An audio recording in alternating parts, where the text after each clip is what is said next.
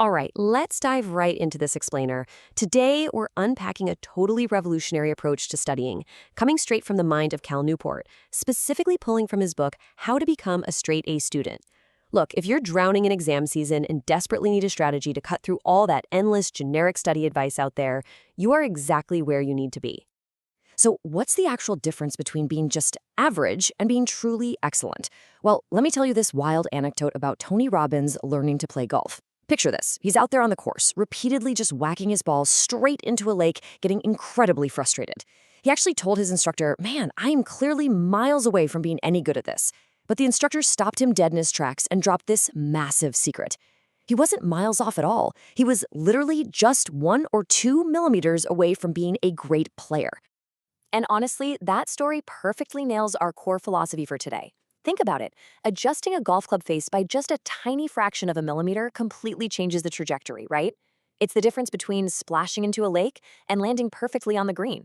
It's the same thing with, say, a $1 million plastic surgeon. They don't do massive overhauls. They just tweak facial measurements, like the exact distance between the upper lip and the nose, by literally 1 or 2 millimeters. That tiny shift is what takes a face from average to highly attractive. The big takeaway here? Massive success is almost never about huge, overwhelming overhauls. Right, so this brings us to the 2 millimeter rule. And the exact same rule applies directly to your academic life and the way you study. The gap between completely struggling and absolutely crushing your exams, it's not about finding some hidden, massive secret. Nope. It relies entirely on tiny, easily missed adjustments to your everyday routine. I mean, we've all been there, right? It's 2 a.m., your test is tomorrow, you're running on nothing but caffeine and sheer panic, and you're desperately hunting for that one magic shortcut to cram an entire semester's syllabus into a single hour. But, as this quote puts it pretty bluntly, to be completely honest, that method simply does not exist. Expecting a miracle like that is just a one-way ticket to burnout and failure.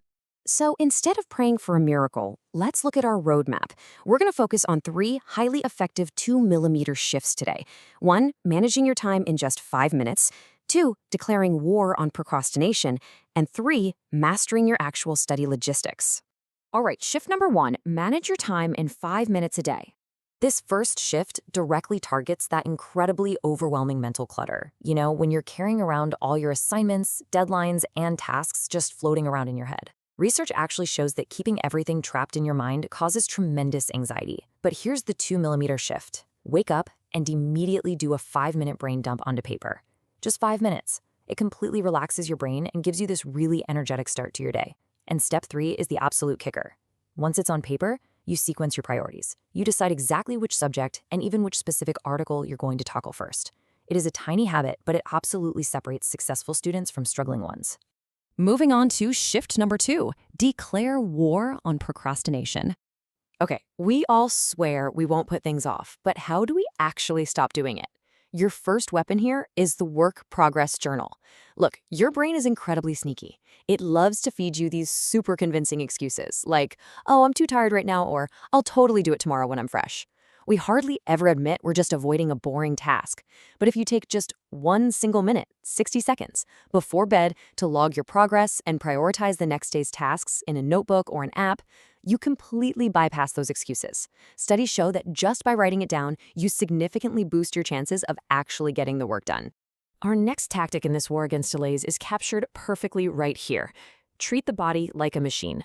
Feed the machine. Cal Newport is super insistent on this, and it makes total sense, right? Think about it. When you're exhausted or just flat out starving, your willpower essentially drops to absolute zero. When you're in that low energy state, procrastination isn't just likely, it's pretty much guaranteed. So how do we keep this machine running perfectly? 3 simple fueling habits. First, never skip meals. I don't care how busy your schedule gets, you have to eat. Second, hydrate every 45 minutes. Keep a water bottle right there with you. And third, avoid sugar. A sugar crash doesn't just make you feel sleepy, it biologically depletes your prefrontal cortex. And guess what? That's the exact part of your brain responsible for willpower and focus. You've got to eat for sustained energy instead.